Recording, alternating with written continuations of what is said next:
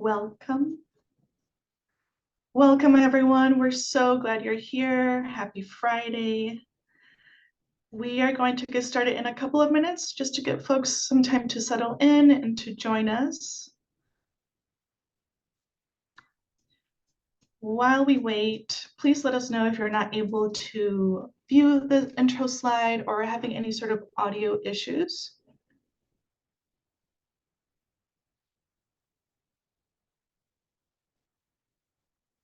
And we'll just wait a couple more minutes.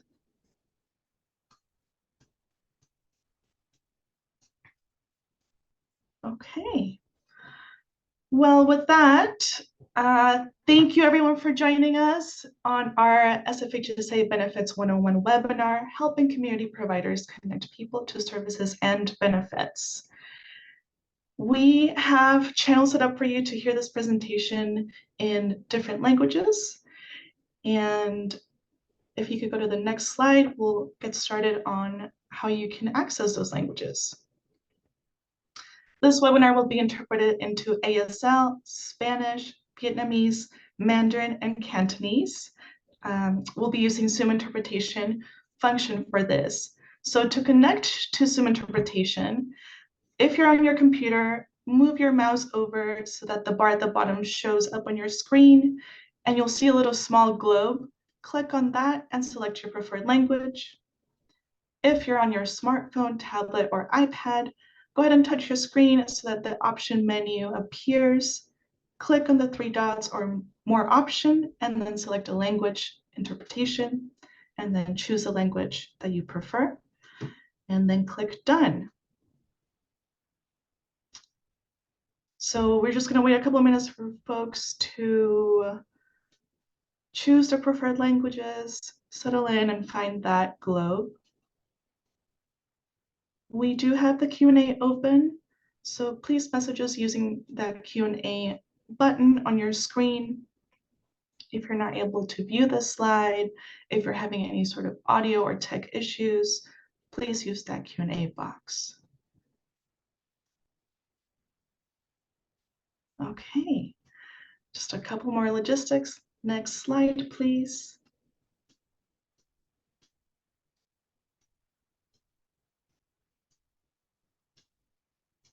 So like I mentioned, we do have the Q&A box. The audience will be muted throughout the event.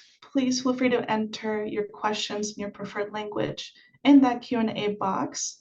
We have experts who will be responding to the questions at the end of the webinar. To submit a question, go ahead and tap the question box and then enter your question and tap the send button so that we'll be able to see that question. If you do have specific questions about cases, please hold those. We're going to be sharing our contact information towards the end of the presentation so that you can contact us separately for the specific case and questions. And last bit, we will also email everyone a copy of the slide deck along with the recording and a survey. Please take a couple of minutes to complete that survey at the end. It helps us improve our presentations in the future. And with that, we can start the main show. So I'm going to kick it over to Trent Rohrer, Executive Director of the San Francisco Human Services Agency. Thanks, Maria. Appreciate it. So I'm going to speak a little slower so our interpreters can keep up. First, I just want to say welcome, everyone, and good morning. My name is Trent Rohrer. I am the Executive Director of the Human Services Agency here in San Francisco. The acronym is HSA. And really just thanks for taking a little bit of time on a Friday morning to be with us today and to learn more about what we offer folks in San Francisco to help them. As many of you may know, one of the goals of the San Francisco Human Services Agency is to help build well-being in our communities by offering programs and services and support that help children, their families, single adults, and others feel connected, feel valued, and feel supported. not only by us and by the city, but really supported by one another and by our vast network of really excellent community-based organizations. As you can see on the slide that just popped up, 1 in 4 or 25% of San Franciscans receive one or more services from us. In fact, most receive more than one. To reach this many people in San Francisco, for close to 250,000 people, 225 to 250,000 people, we know we don't do this alone. For decades, we've relied on you, our community-based organizations, our partners in serving San Franciscans who can benefit from our programs and our services, really what we offer every day. Also, as many of you know, HSA provides a wide range of services and supports, including cash assistance for families and for adults without children, food support through programs like CalFresh, and also through funding of community-based organizations, through groceries and food pantries and food vouchers, access to healthcare through Medi-Cal, access to housing support that is related to many of our cash assistance programs.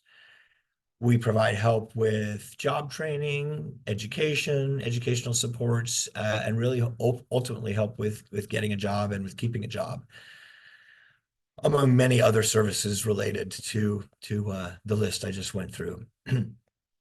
We also support a very wide range of people, from newborns to young children, to youth, families, seniors, those who have disabilities, our unhoused residents of San Francisco, and many others, including, and many people often don't know this, but including our undocumented residents of San Francisco, many of whom are eligible for our programs.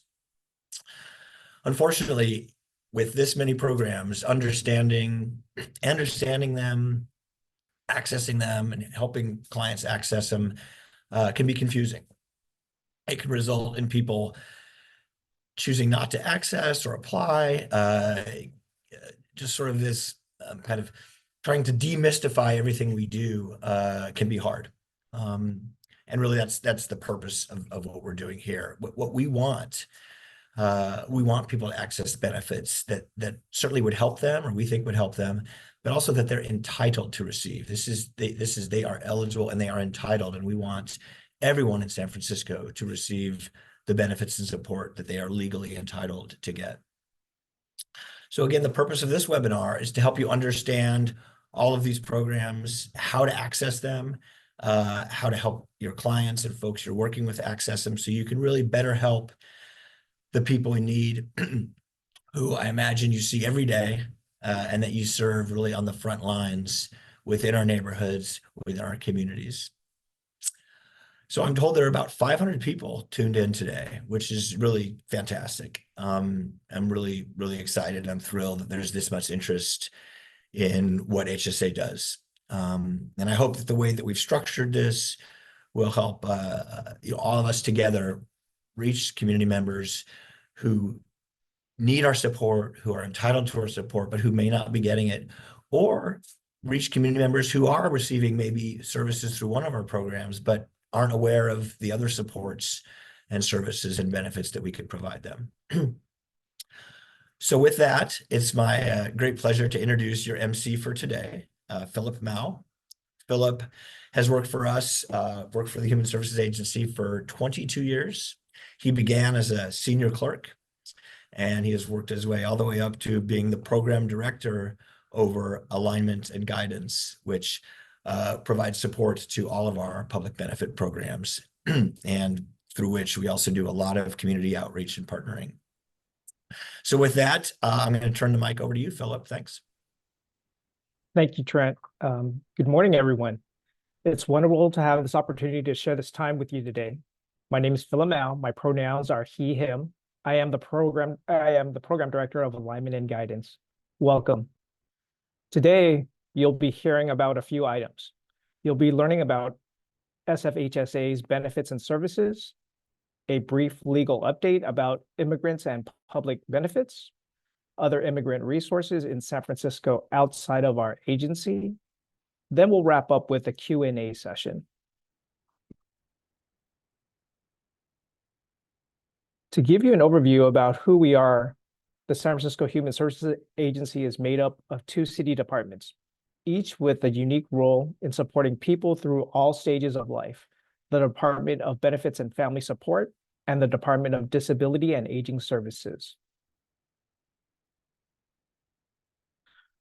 Receiving support from any of our department opens the door to all the essential programs and services available across SFHSA.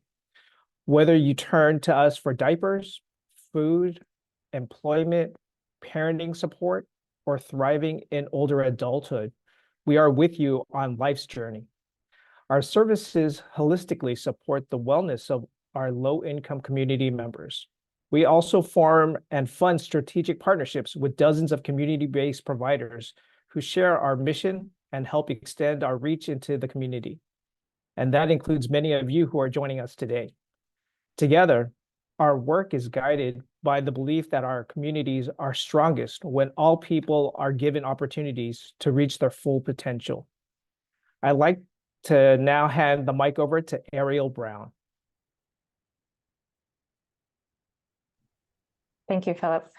Hi, everyone. I'm an attorney at the Immigrant Legal Resource Center, which is based in San Francisco, although we now have offices in DC and Texas as well.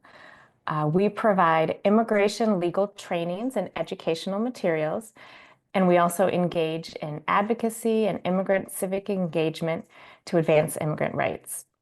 Today, I'm here to talk briefly about public charge, which can cause immigrants to forego public benefits because they fear the immigration legal consequences of using such benefits.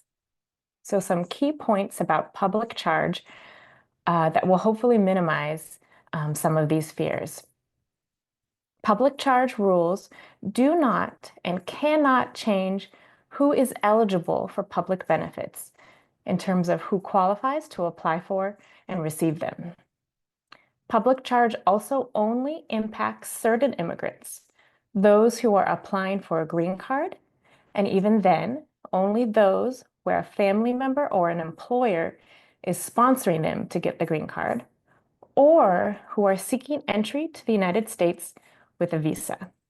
Many other immigrants do not have to worry about public charge, including those who are already U.S. citizens or who are applying to become U.S. citizens, those who are already lawful permanent residents, also called green card holders, and family members who are not submitting any type of immigration application. Additionally, confidentiality protections mean that if you apply for public benefits, your information will not be shared with ICE. Finally, most public benefits don't count for public charge purposes, so they're safe to use no matter what. The general rule is if you qualify to receive the benefit, then you can use it without worrying about public charge. And if we move on to the next slide. So all health programs, Medi-Cal for medical, dental, vision, all nutrition programs like CalFresh, food banks, other food support programs, and housing programs like Section 8 are all safe to use for everyone because these programs do not count for public charge purposes. The only 2 types of public benefits programs that do count towards public charge are cash aid for income maintenance like CalWORKS, CAPI, and SSI, and long-term care paid for by Medi-Cal. Additionally, many types of immigrants can use even cash aid and long-term care without raising a public charge concern because they have a U visa or a T visa or are already a permanent resident or a US citizen or are a refugee or an asylee. All these immigrants can use all public benefits for which they qualify without worrying about public charge. If you have legal questions about public benefits or immigration, you can call a free legal advice hotline offered by Bay Area Legal Aid. The phone number is 1-800-551-5554. The City of San Francisco also has two websites that might be helpful: sfhsa.org/public charge and immigrants.sfgov.org. Both of those URLs are there on the slide. Okay, thank you. So using public benefits does not hurt the person who is sponsoring you or who already sponsored you to immigrate. In California, there is no way for the state to require sponsors to pay back benefits used by their relative who they sponsored for a green card. A sponsor's income can be factored into income eligibility when determining whether someone meets the income requirements for certain public benefits, however, and this is called deeming. Okay, next slide. So for more information on public charge and immigrants, on October 8th, we will be offering an entire webinar on public charge and immigration. You can register for this training through SFHSA. And now I'm going to pass it back to Philip. Thank you, Ariel. We know there are many people in San Francisco who could benefit from our services and yet are not using them. And a big portion of these people are immigrants. This year, California became the first state in the nation to offer comprehensive health insurance to all undocumented immigrants.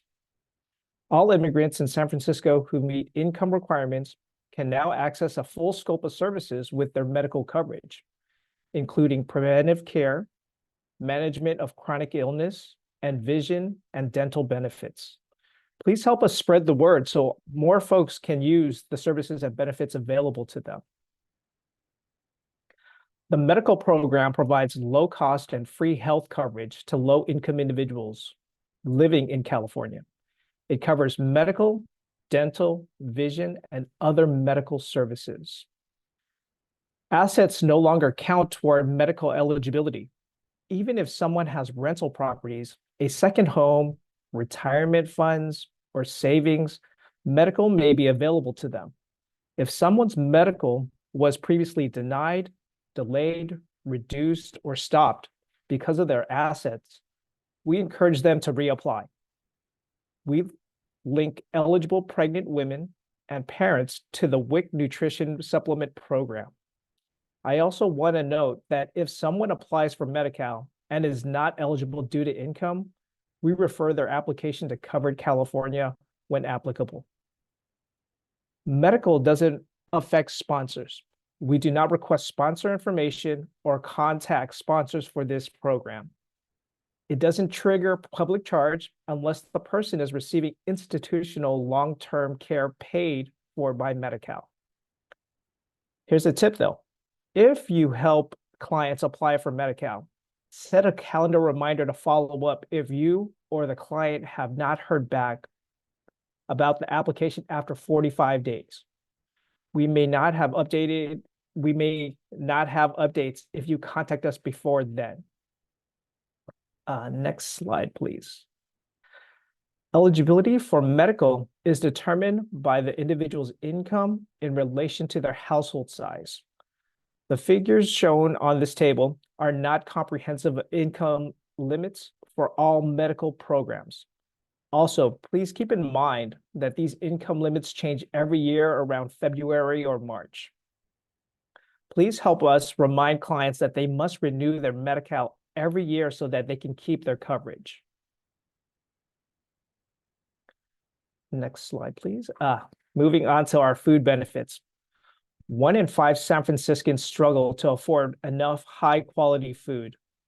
CalFresh, California's term for food stamps, is federally funded supplemental nutrition benefits, also known nationally as SNAP. That increases meal budgets and the access to better nutrition for low-income people.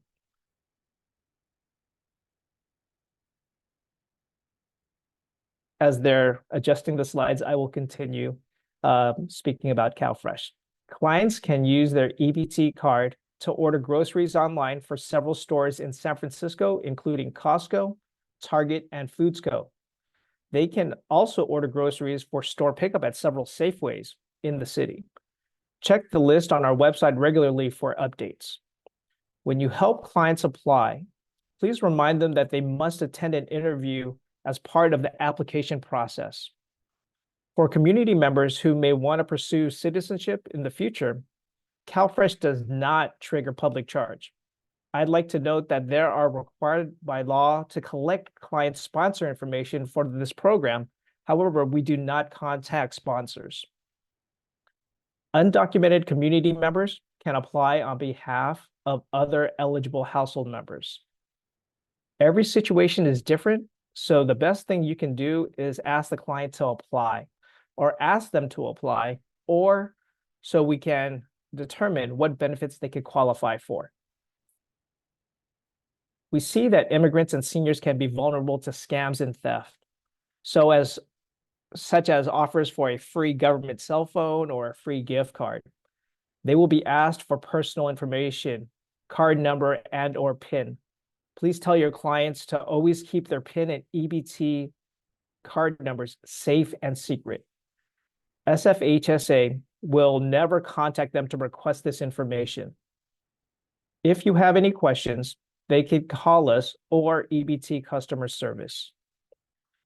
As another tip for CalFresh, if you help clients apply for CalFresh, set a calendar reminder to contact if you haven't heard from us after 30 days or 3 days for expedited applications. We may not have updates if you contact us before then.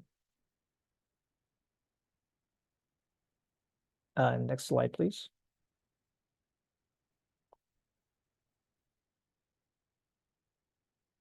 The city increased and diversified food programming during the pandemic to address evolving needs. Since then, heightened food insecurity has persisted, and with it, investments in supplemental food resources, much of which SFHSA funds and administers. Throughout its programming, SFHSA aims to meet the needs and preferences of San Franciscans' diverse population, with the emphasis on dignity, choice, and cultural relevant options. The programs include grocery distributions, meals, and grocery vouchers. Access points can be found on our website and through the food bank locator referenced on this slide. Individuals in need can also call 311. 311 is available 24 hours a day, 7 days a week in multiple languages, including Spanish and Cantonese. Finally, a new summer food support, Sunbucks, launched this past summer to support families while school is out. The Sunbucks EBT card contains $120 in food benefits to eligible families, including those on CalFresh. The website listed here provides more information to get you caught up ahead of the next summer. Let's talk about jobs and money. The California Work Opportunity and Responsibility to Kids program, also known as CalWORKs, provides cash aid and services to eligible California families. Here's a snapshot of some of the services we offer through CalWORKs, a program for low-income families living in California. This program is available to U.S. citizens, permanent residents, refugees, and asylees. For mixed status households, for example, parents can apply on behalf of their US-born children. Pregnant people without other eligible children are eligible for CalWORKs as of the date of application, regardless of the stage of the pregnancy. Here's a tip. Clients receive a phone call within 7 business days after applying to schedule an interview. Please remind clients, after sending their application, they must attend an interview by person or with the other parent of the child.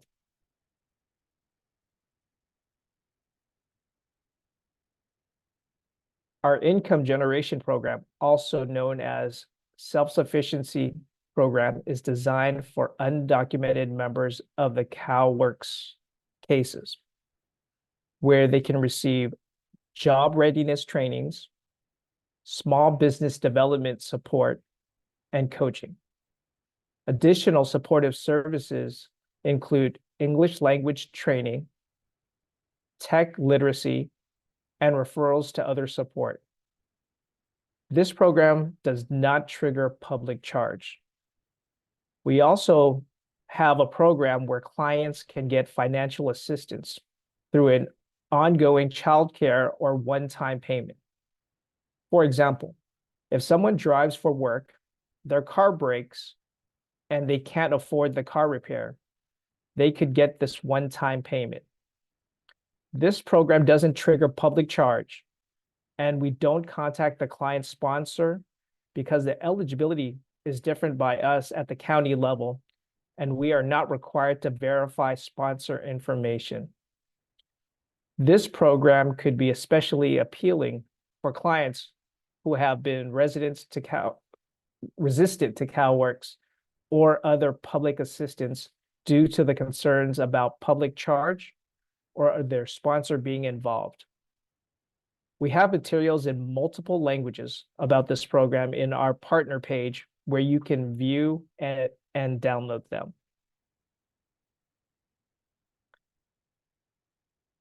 Different from CalWORKS, the County Adult Assistance Program, also known as CAP, offers services for single adults ages 18 to 65. Applicants without a Social Security number can receive CAP only if they are catastrophically ill.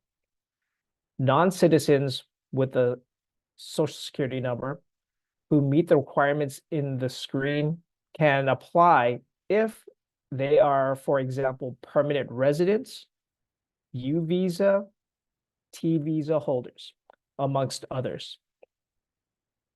If someone applying for CAP is unhoused and needs a shelter bed for that night, our workers can help reserve a shelter bed for them. It usually takes 30 days for our team to review a CAP application. And at this time, we mail an interview appointment letter to clients. Moving on to our employment help. San Francisco's Jobs Now program provides employment and training services to low-income residents and reimburses employers when they hire program participants for permanent positions. The Jobs Now program is designed to support San Francisco residents who are enrolled in public benefits such as CalWORKS, CalFresh, Medi-Cal, and cash assistance programs. Many of you in the audience today work for our community-based organizations who can take advantage of Jobs Now in two ways: by connecting your clients to our job seeker services, but also by hiring through Jobs Now and saving your organization some money in the process. And now I'm going to hand it over to Dana Leavitt to tell us about programs and services for older people and adults with disabilities. Thank you, Philip. Good morning, everyone. My name is Dana Leavitt. My pronouns are she, her, and I'm with the Department of Disability and Aging Services, or we often refer to ourselves as DAS, DAS for short. I'm a program analyst with the DAS Benefits and Resource Hub, and please remember to send your questions via the box. At the end of the presentation, we'll be answering questions, and I'm fortunate enough to have 3 of my coworkers as program experts who can answer some of your questions. We have Michael Powell and Peter Chung from IHSS, and I have Eric Wong from the Public Conservator's Office. Next slide. The Department of Disability and Aging Services within HSA serves seniors, persons with disabilities, veterans, and caregivers.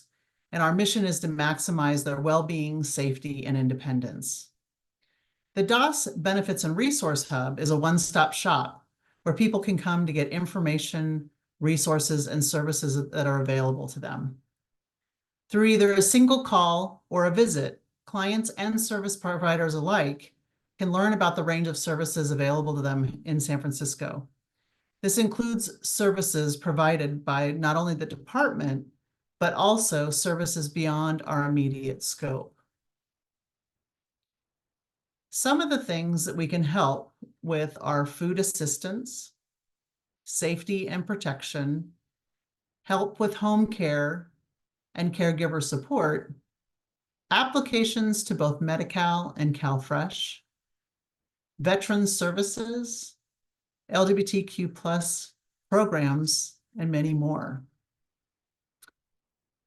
At the Hub, we have a group of social workers who can assist clients in assessing services that are available to them, such as home delivered meals, case management, adult protective services, in-home support services, and mental health conservatorship. The Veterans Claims Representative at our County Veterans Service Office, which is often referred by the acronym CVSO, can also assist veterans and their dependents learn more about benefits available to them, and they can assist in filing claims to the VA. We also have a team of eligibility workers who can assess applications and annual recertifications for both Medi-Cal and CalFresh, especially those who are trying to apply for in-home support services who have not yet enrolled in Medi-Cal. If there are services that clients need, but we do not offer, we would provide information and resources and connect them to the services that they need. Some examples might be individuals who need housing assistance. We may refer them to the Department of Homelessness and Supportive Housing. For individuals who may need transportation, we may refer them to the San Francisco Paratransit, or MTA. And lastly, another example is anybody who might need mental health services, we may refer them to the Department of Public Health. Lastly, our services are available in multiple languages and throughout all the neighborhoods in San Francisco. We have the Aging and Disability Resource Center, which is often referred as ADRCs, and they are throughout the city and available in all the supervisory districts. It's to help clients access services where they live. Next slide. Oh, I'm sorry, this is the right slide. Yep. In-home support services. As we mentioned, DOS can assist clients with in-home support services, or IHSS, which is the largest program within DOS. The program is a Medi-Cal program, and it serves recipients with home care services. For those that are eligible, they're low-income older adults and people with disabilities in San Francisco, with the goal so that they can remain safe in their own home. IHSS pays for a wide variety of home care services. This includes domestic and related services, such as house cleaning, meal preparation, shopping for food, laundry. They also pay for non-medical personal care, which could be provided, which includes bowel and bladder care, feeding, dressing, ambulation, bathing, and grooming. And the program can also provide accompaniment to and from medical appointments and paramedical services. To be eligible, an individual must be a California resident, have either Social Security insurance, SSI, or already have Medi-Cal. They need to be living in their own home, and they need to have needs in regards to their activities of daily living. They will also need to complete a healthcare certification, SOC 873, in order to be eligible. Next slide. In-home support services is a consumer-driven program, whereas a recipient can receive care in various ways. One way is for an IHSS recipient to hire their own caregiver. And this can be a family member, a neighbor, a friend. Another option is for the IHSS recipient to access a caregiver registry through the IHSS Public Authority. And finally, for a recipient with complex caregiving needs, they can be referred to the IHSS contracted provider, where they will be matched with an appropriate caregiver. Next slide. Another program that DOS offers is the Mental Health Conservatorship through the Office of a Public Conservator. Mental health conservatorship is a legal procedure that appoints a conservator to authorize the psychiatric care of individuals who've been deemed gravely disabled and are unable or unwilling to accept services on a voluntary basis due to serious mental illness or severe substance abuse. Conservatorship is the intervention of last resort.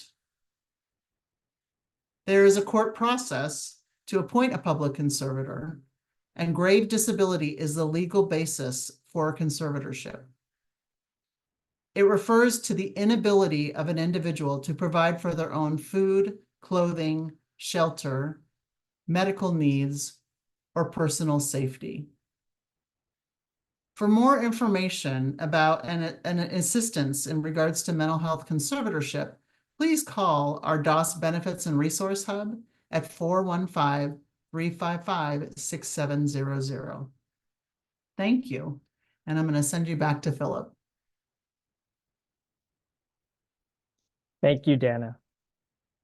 Those interested in applying for benefits can apply in many ways. We're open weekdays 8 a.m. to 5 p.m. at our different service centers. We can help people over the phone or in person, and they can apply online or by mail. Some of you in this webinar already help potential clients apply for and maintain services online. Thank you for that partnership. If you are working with someone who has a special situation and you're not sure if they qualify, please go ahead and help them apply or refer them to us so we can check what programs they qualify for and share other helpful resources. Next slide, please. In the previous slide, benefitscal.com was listed as one of the ways to apply for SFHSA benefits and programs. Here's a screenshot of what it looks like. BenefitsCal is a self-service website for all Californians to apply for and manage their CalFresh, medical, general assistance, or in our county, CAP, and CalWorks benefits 24/7. It's convenient because clients don't need to travel or to call our offices, and the website is viewable in 20 languages. Please encourage your clients to create an account in BenefitsCal to apply for and manage their benefits. There are training videos on BenefitsCal YouTube channel. Your organization can also create an account on BenefitsCal to help your clients.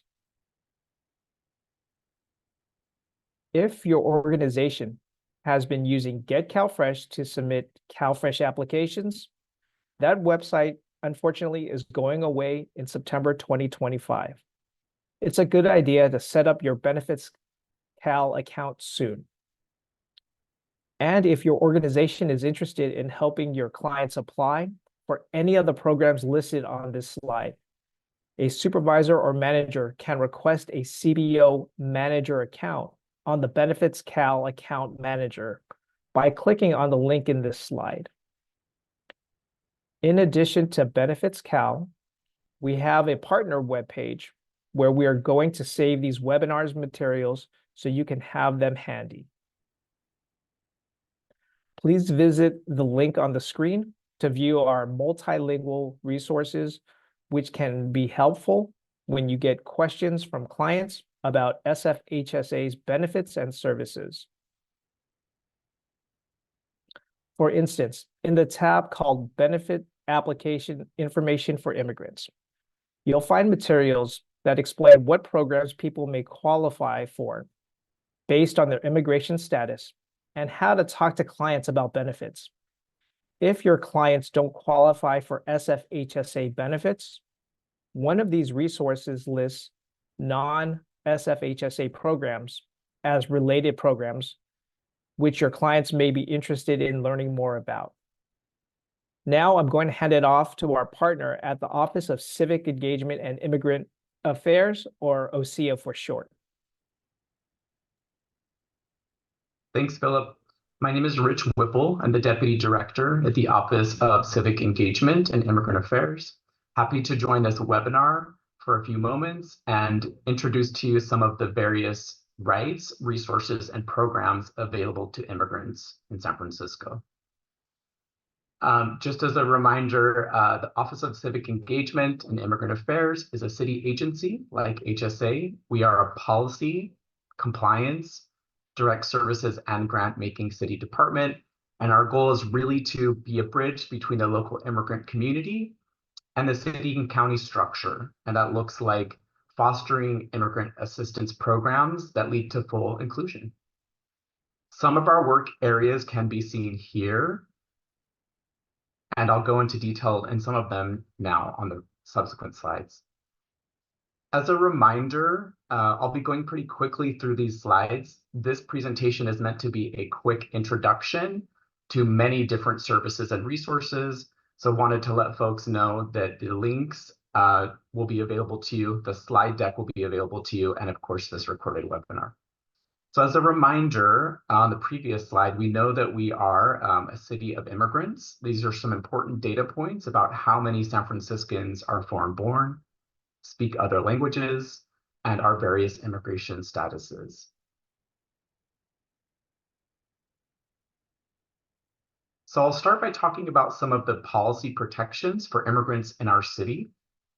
Each of these could be its own webinar, so I'll just introduce them as important reminders. We are a sanctuary city. We have an Immigrant Rights Commission that advocates for immigrants. We have a Due Process for All ordinance, and we have a Language Access Ordinance.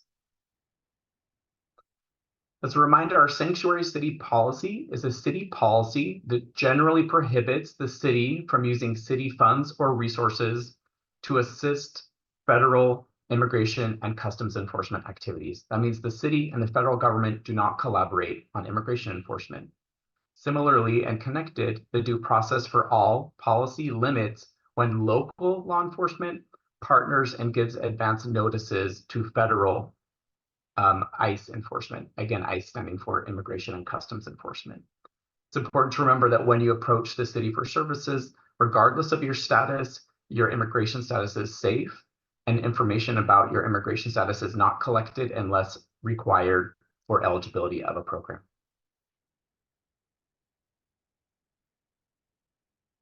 It's also important to remember that immigrants have many ways to participate in our city and in our communities.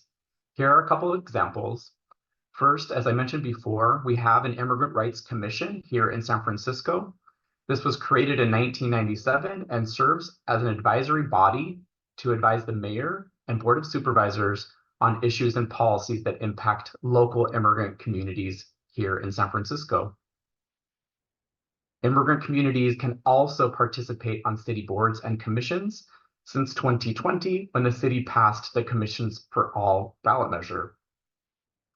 Lastly, immigrant parents can vote in school board elections. These school board elections have been available for immigrant parent voting since 2016, when Prop N was passed as well. So a bit more about our language access services. We do have a language access ordinance in the city that requires that city agencies and departments, such as the Human Services Agency, must provide information in multiple languages for the largest groups of languages in San Francisco other than English. OCIA works to support these language access requirements through our own language services unit that provides interpretation and translation, through technical assistance and support to many city agencies and departments, and through annual compliance reporting, data collection, and an understanding of each city department's efforts, budget towards language access services, interpretation, and translation. Our office also receives complaints should anyone be denied language access or language services at any city department or agency in San Francisco. Now I'll walk through a few of the available services in San Francisco that are available in the community, and many of which are funded by the city. I'll first talk about immigration legal services. We have a coalition that provides free naturalization and citizenship services called the San Francisco Pathways to Citizenship Initiative. The website is on the slide, sfcitizenship.org.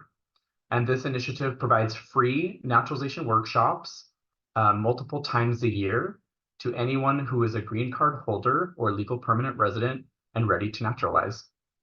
Similarly, the city funds many forms of affirmative immigration legal services.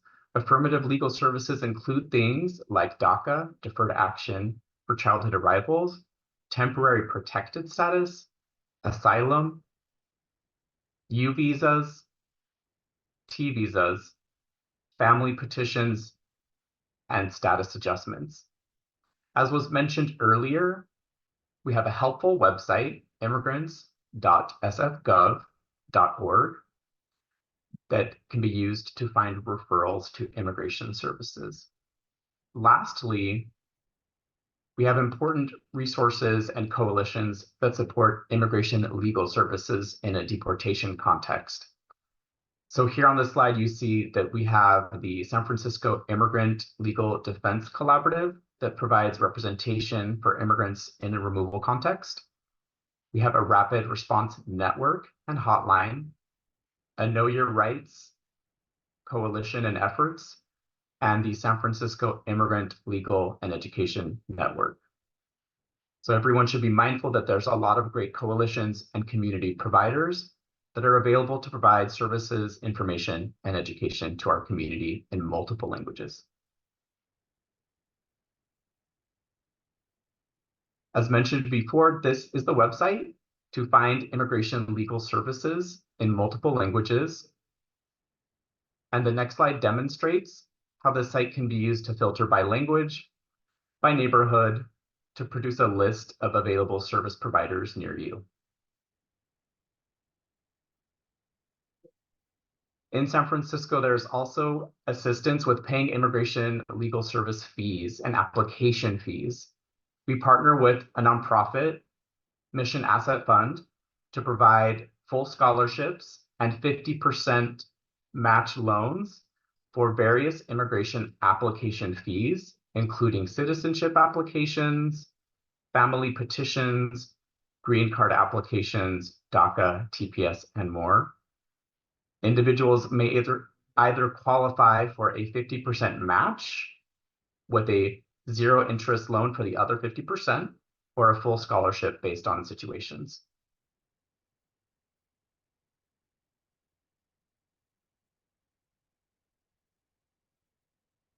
Some important resources, particularly for asylum seekers. We know we have many newcomers and asylum seekers in San Francisco in the last few years in particular. Here is a website that's available for asylum seekers with resources and services available to all immigrants. Again, our Immigrant Support Hub website has an asylum page specifically, and there's an organization, the LGBT Asylum Project, that is available specifically to support queer and transgender migrants with asylum applications. A few more slides, and this is a lot, just to touch base quickly on other services. There are many ways for immigrants to make income and find opportunities for work regardless of immigration status. The first is through day labor and women's collective programs. We have several options here in San Francisco of nonprofits that have day labor work. There's also many worker cooperatives. An example on the slide here is Radiate Consulting, where migrants and residents can be worker owners as a way to earn income. And on the next slide, there's a few additional examples of fellowships, including our Dream SF Fellows, that is open and available to all immigrants regardless of status, and services available through the Office of Small Business here in San Francisco to provide free counseling to individuals interested in starting a small business.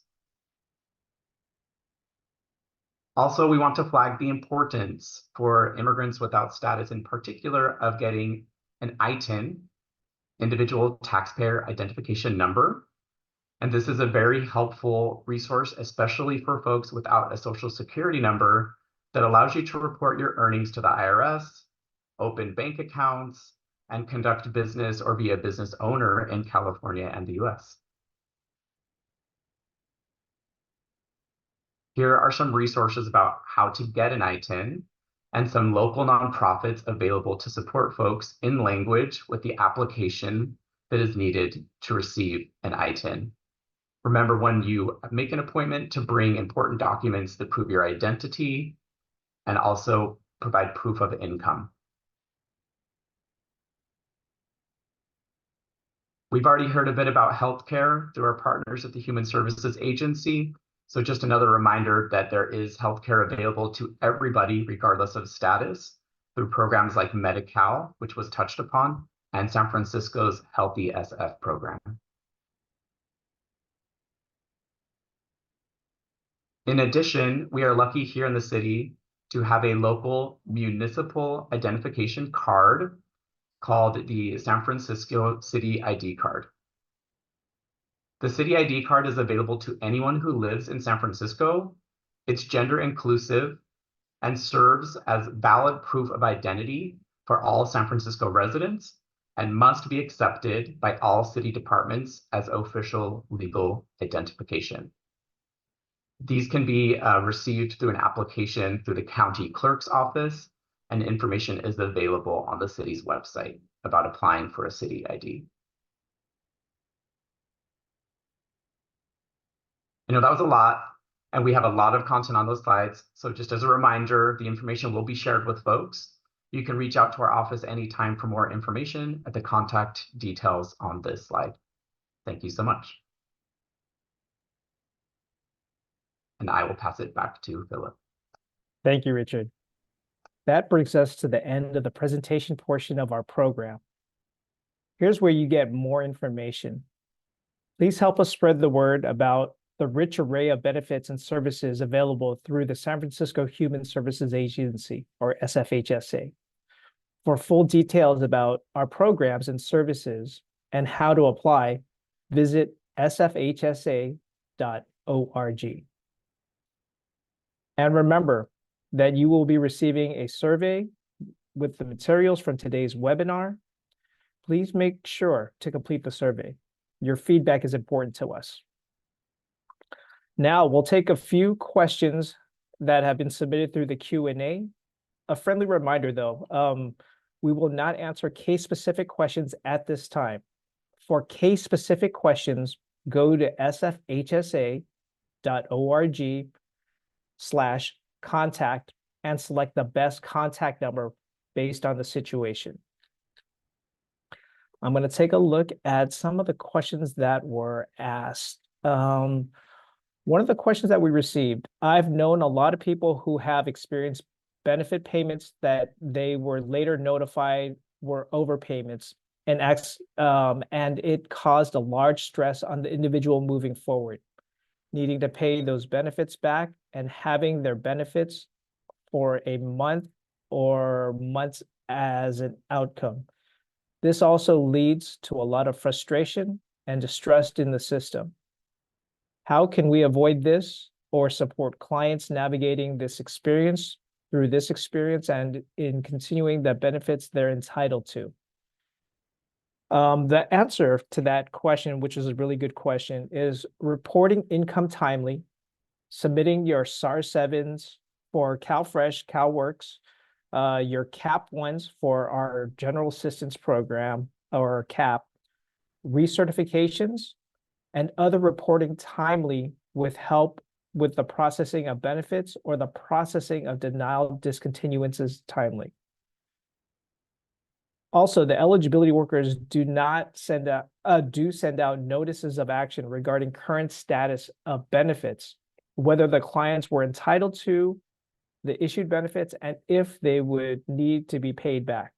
If so, they can make arrangements and use the benefits in order for the recoupment to happen. We have a question about Benefits Cal. Can we please have a separate email or explicit instructions written down in the chat explaining how to request a manager account on Benefits Cal? Miko, can you hop on and be able to answer that question? Hello, sure. Thanks for the question. The fastest way to get the ball rolling is to apply online. So if you go to the benefitscal.com website, there's a little button that says, you can click on to request a CBO account. I'll also drop that link into the chat. Thanks. Thank you, Miko. Another question that we have was regarding CalWORKs. Did I hear that CalWORKs is available to T and U applicants? Juan, can you hop on and answer that question, please? Hello, everyone. Yes, absolutely. CalWORKs is available to T and U visa clients. I mentioned also Asylum client as well. CalWORKs is available for families. And also if families undocumented, they have any status for the children, they can apply also for CalWORKs as well. Thank you. Perfect. Thank you, Juan. You're welcome. The next question that we have, is there a list of all the neighborhood food access points, specifically in District 11? Cindy, can you hop on and be able to answer that question? Yes. Well, my timing was impeccable today. Yes, I'm going to put some links in the chat here. This is the link on our HSA website for the HSA funded food sites in the city. And then on the food bank's website, there is a tool called the Food Locator tool. That is for the food bank supported food pantries. And you can take a look there. I believe the food bank tool is more location specific if you want to narrow down to D11. Thank you for that, Cindy. The next question that we have, does an undocumented senior qualify for IHSS? Michael or Pete, can you hop on and answer that question? Hello, everyone. Yeah, so basically IHSS is a Medi-Cal program. So eligibility rules will follow Medi-Cal. If the senior is eligible for Medi-Cal, and then they meet the other eligibility criteria for IHSS, such as the SOC 873, which is the provider certification, along with having an in-home assessment done by a social worker, they may very well qualify for IHSS. Thank you for that, Michael. While I still have you on here, there's another question regarding IHSS. I'm wondering if you could answer that as well. The question was, what are the requirements to qualify for home healthcare and caregiver support? Yeah, so just as I mentioned, the primary three requirements to qualify for home healthcare or for IHSS would first be Medi-Cal eligibility, being that it's a Medi-Cal program. To go ahead and have an in-home needs assessment done, which would be conducted by a social worker that would come out to the recipient or applicant's home to kind of see what's going on in the home and what the needs are. And in addition to that, they would need their care provider, their licensed care provider, to be able to complete a SOC 873, which is a health certification form that indicates the need for IHSS. Oh, thank you for that, Michael. I will probably take one more question because I believe we're at time. This question is probably for Ariel. What resources can those who do need to worry about public charge rules utilize? Hi, everyone. Yeah, so all healthcare, all food support, and all housing programs are safe to use. So many of the programs that we talked about today. The ones that people who are subject to public charge have to worry about are cash assistance for income maintenance. So that's things like CalWORKs, CAPI, SSI, or long-term institutionalized care, like in a nursing home, that's paid for by the government, specifically by Medi-Cal. Everything else, all the food programs, all the housing programs, all the healthcare programs, do not count for public charge. Thank you, Ariel. It might be able to take. We could take a few more. Oh, we could take a few questions. Sorry about that. My time was a little mixed up. Let's see. There's other questions here. I understand that CAP and CAPI have a policy that recipients must show that they can afford rent in order to continue receiving benefits at up to $714 per month. Are there expectations to that rule? Because I don't know even one person in San Francisco who can pay rent on $714 per month. Michelle, can you answer that question, please? Yes, hi. So for CAP, one of our policies is that you do have to, your expenses cannot be over total income and resources, so the grant amount. But CAP clients who meet all other eligibility requirements can still be approved, and we give them 30 days to submit verification, either that their expenses have been lowered or if they have some sort of rebuttal to the presumption of ineligibility for CAP. So basically, if they're able to meet their expenses by other means. So an example of that would be, they can provide verification that they lowered their expenses because they now have a roommate, or if a client is saying they're rebutting their ineligibility because they now have some sort of rental assistance by a third party. That could either be if it's family or if it's, an agency providing some sort of rental assistance. So we do give clients 30 days after that, as long as they're meeting all other eligibility requirements, we do provide them those 30 days to provide that verification of the lowered expenses.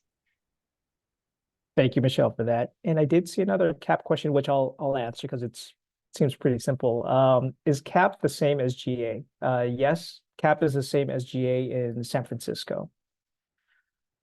The next question I have here, it's a CalFresh question. It just said gross or net income. Gross income is actually used to calculate benefits. And another question for CalFresh: if a client has Medi-Cal but not CalFresh, can the client apply only for CalFresh through Benefits Cal, through the Benefits Cal portal application? Yes, they can. A question about CalWORKs. It's a two-part question. So Juan, I'll ask the first one and for you to answer it, and then I have a second question for CalWORKs. First question: how much is the CalWORKs one-time payment? Hello, everyone. Yes, the one-time payment, the maximum diversion is $3,500. Perfect. The second question for CalWORKs is, what does the one-time payment for CalWORKs consist of? How can they qualify for it? Certainly. If an applicant applying for CalWORKs and they qualify to receive, they are determined that, based on the information they provided in the statement of facts, indicate that the applicant will be eligible for CalWORKs. And then the eligibility worker should help the applicants decide by giving more information about the diversion funds. The diversion is a one-time payment that is supposed to help individuals to get or keep a job so they don't want or they don't need to stay on CalWORKs. and receive a monthly payments. The version is designed to help individuals to get right there the need, or to cover the need right there and going on with their life. Yes. Thank you. All right, thank you, Juan, for that. Thank you. Question was, can I get a copy of the slide deck? Most certainly. The slide deck and the recording of this webinar will be available in English, Spanish, Chinese, and Vietnamese after the webinar concludes. A question, we did have a few regarding CAPI, and I'm going to ask this question and I'll answer this as well. Where can a person apply for CAPI? One of our participants was told that she can no longer apply in San Francisco, that she would have to go to San Mateo County to apply for CAPI. If unsure about eligibility for CAPI benefits, can we call your office to explain the situation on behalf of the family? Or the family can contact you directly. CAPI applications may be placed online or in our office or over the phone. We do have CAPI workers in San Francisco, and they're located at 1440 Harrison Street, right across from the Costco. The telephone number that they could also call to reach our CAPI workers as well is 855-355-5757. The question kind of ties with CAP and CAPI. Are recipients of CAP and CAPI required to pay back the benefits they received? Michelle, can you answer that question, please? Sure. For CAP clients, they are not required to pay back any benefits they have received. The only time where any sort of payment or payback would be required is if there is an overpayment on that case, and that we have determined that it's a collectible overpayment. And with that, we always send notification prior to that, any sort of collection of the overpayment happening, and we detail the amount that the grant would be reduced by. Thank you, Michelle. The next two questions I have are for Rich from OSEA. First question is, can OSEA add data on unhoused immigrants?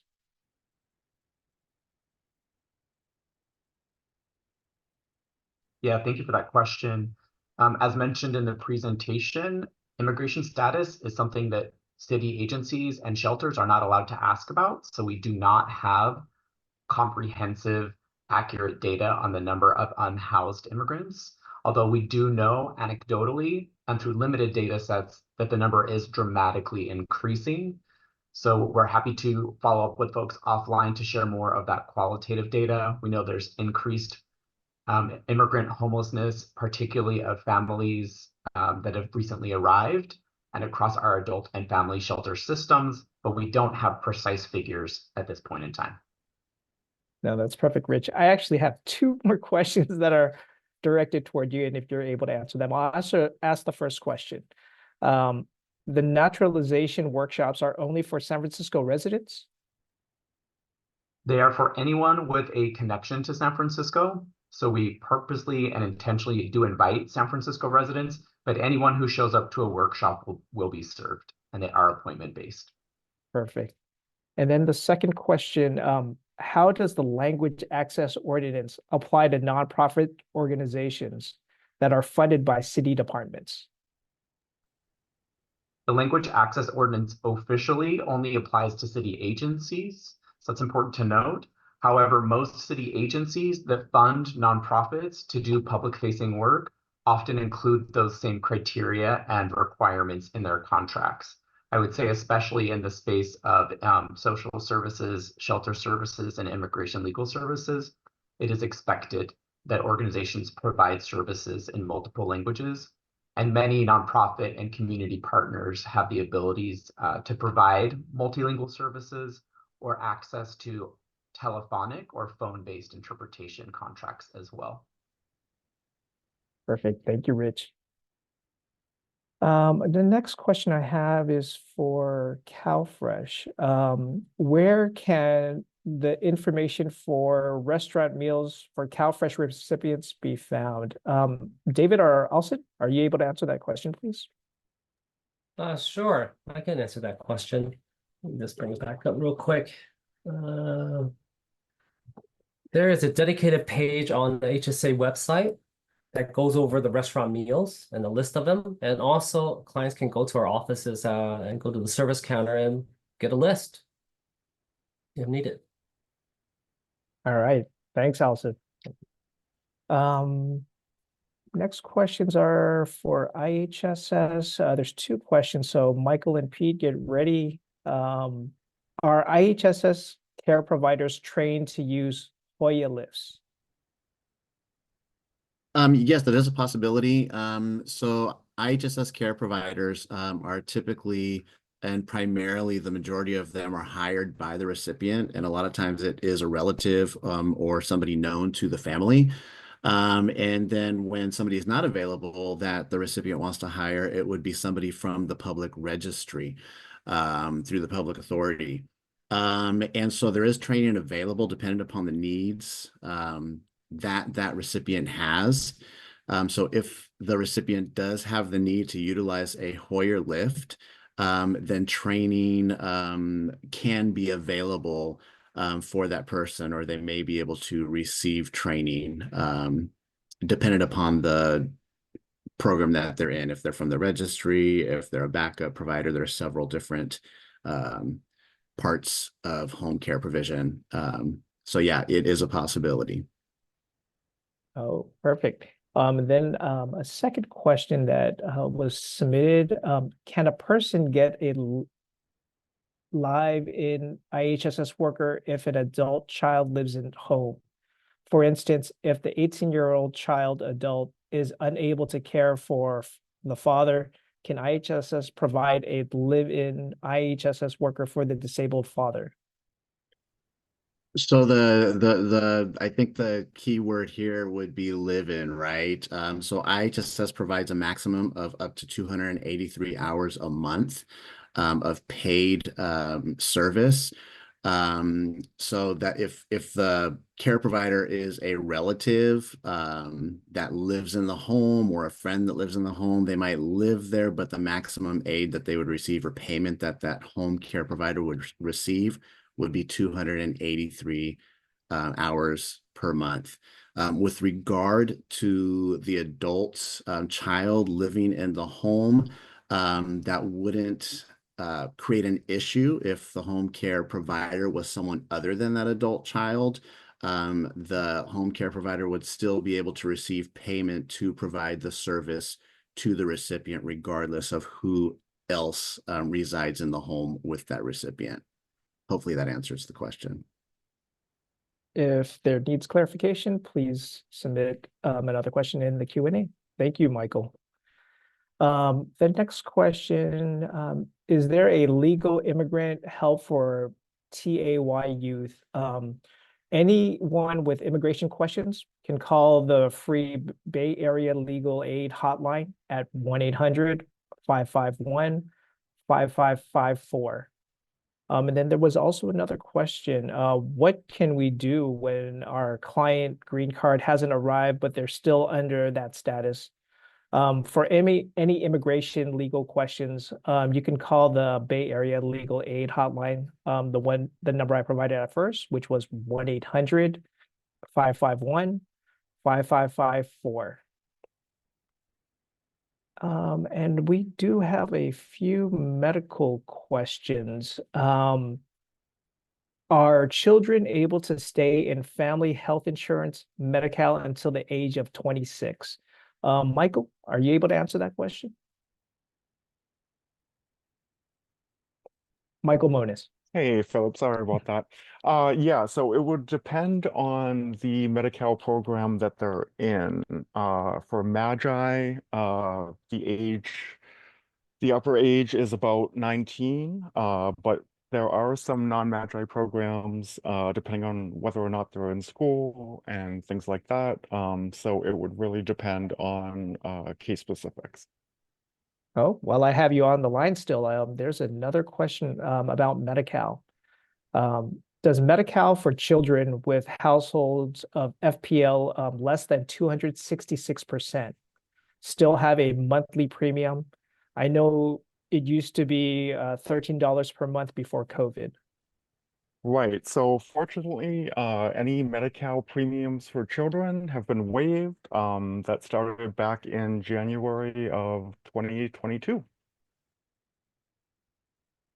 That's perfect. Thanks, Michael. I have two questions for Rich from OSEA.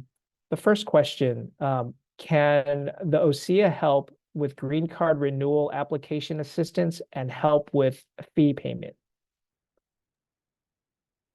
Yes, thank you for that question. So as a reminder, OSEA directly as a city agency cannot, but we do fund many nonprofit partners that can. We recommend that folks visit our immigrant support hub, immigrants.sfgov.org, to find some of the providers we fund to help with green card applications and renewals, and also to reach out to Mission Asset Fund for fee assistance. You can reach them on their website or by emailing programs@missionassetfund.org. And if you have difficulty reaching any of these organizations, you can also reach out to OSEA directly, and we're happy to make referrals or connections. Thank you for that. And then another question for OSEA. Are the naturalization workshops also for those who receive their green card through asylum? Yes, anyone who's ready to naturalize, regardless of how they arrived at a green card, is welcome to come to our citizenship workshops. The one caveat would be for folks with very complex cases that might involve like criminal history. Those might be a little too complex for group processing, and we help those people in our nonprofits with one-on-one appointments instead of at the workshops. So please do visit our website, sfcitizenship.org, and either make appointments to come to our workshops or to visit one of our nonprofit partners in the office for an individual consultation. Thank you, Rich, for that. I have a question regarding Benefits Cal. Can you go over the uses for the Benefits Cal CBO account and the differences between it and going to the actual benefits office or calling over the phone? Miko, can you answer that question, please? Sure. Thanks so much for the question. Yes, with a Benefits Cal CBO account, it makes things much more convenient for you. So you don't have to wait on the phone or go with the client to an office. You will have your Benefits Cal CBO account and you can apply with the client from the comfort of your office or cubicle or wherever you are. Maybe that's also a place where they feel more comfortable rather than coming to one of our offices. And then once you submit that application, you will see that it was submitted. You can kind of track the progress of where it is on our end, see when it was approved, see if there are other documents we need. So it's a way for you to hopefully save some time and also be able to keep track digitally of all the applications you submitted. You can also help clients submit paperwork for renewals and things like that as well. Thanks. Thanks, Miko. The next question I have is how long does it take to transfer benefits from one county to San Francisco, and what are the steps? For CalFresh, it could take up to 60 days, and it could be initiated from either county to initiate the transfer of benefits. So we could do it from our county if the customer informs us, or they could inform the other county, the previous county, to transfer over here. But if you're asking about any other specific programs, please put it into the Q&A. That was only for CalFresh only. Question for CAP, but I'll be able to answer this one. Is CAP available in other counties? Yes, but it may be called other programs in other counties. Some other counties call it general leave, general assistance, but for San Francisco, we call it CAP. The next question is for CalFresh. What immigration documents do U visa holders and recent asylees need to provide when applying? Can they apply at all office locations? Alson or Dave? Sure, I could take that. Open up my video. So, yes, U visas and recent asylees may apply in the office or in any one of the other available methods. Once the application is accepted or submitted, the county will assess and notify the client on what notifications or verifications are needed at this time. We don't want to get into many specifics because there's a lot of ways to do it. And it's the best thing is just to go ahead and apply, and then we'll determine it when we get the application. Okay, hopefully that's helpful. Thanks, Alson. The next question I have is for Michael P.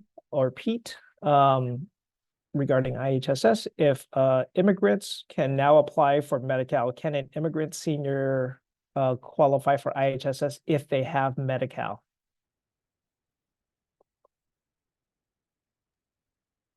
Hi, Philip. Hi, everyone. Yeah, so once again, IHSS is a Medi-Cal program, so following the Medi-Cal eligibility rules.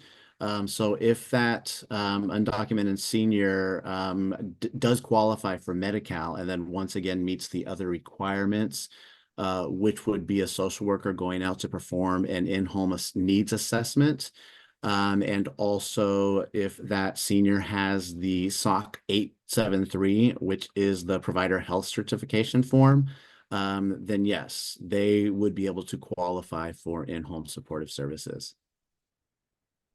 Thank you, Michael. The next question is for Michael M. From our Medi-Cal team. What is the Medi-Cal income max limit? Thanks, Philip. So yeah, the Medi-Cal income max, that's going to depend on a number of things. So in general, for adults, it is 138% of FPL. That's the federal poverty level. But it is higher for children and pregnant women. Thank you, Michael, for that. And another question for Osea. Where can SF residents who are undocumented get a San Francisco photo ID card? How can someone get a city ID if they do not have the documents required? For example, they do not have their passport or birth certificate. This is a good question, and I can put some information into the chat. So the city ID card is produced by the county clerk of San Francisco. I'll put the link to their website in the chat. In order to receive a city ID card, you need to prove two things. One, your identity, which can be done with various forms of photo identification, and two, your residence in San Francisco. There's a list of ways you can do both. So if you don't have like a passport or a driver's license, maybe you have a different form of ID that would be acceptable. If you live in San Francisco but don't have any information, even an affidavit from a nonprofit or for someone who's unhoused would serve as an adequate means to demonstrate that somebody is a city resident. So I guess I would just say the best thing is to check out on the website to view the full list of options of documentation to prove both identity and residency. Thank you, Rich, for that. And it looks like we're almost at time, so I'm gonna get one more question, and I'm gonna need Michelle's help from CAP to answer this question. Can individuals who are full-time students apply for CAP? Yes, so if they are full-time students, they can always apply for CAP. We do have certain eligibility criteria regarding students and their student status. So one of that being how long it takes to complete the program they're in. So normally for if they're doing high school or GED, those kind of programs need to be completed within a 12-month period. And if it's some sort of vocational training, or if it's community college, those need to be completed within 24 months and must lead to employment. So they do need to meet that criteria. And we also have separate eligibility criteria regarding financial aid. Thank you, Michelle. And I just want to remind everybody that the recordings and this presentation slides will be published on the SFHSA Partner Resources page shortly after the webinar concludes. I want to say thank you for all of you who were able to join and listen to our presentation. Hopefully the information that we provided was useful. And again, if you have any questions or any case-specific questions, please refer to the slide that's on your screen right now, and to click on that link at sfhsa.org/contact, and you could send us an email through there, or please follow us on our socials.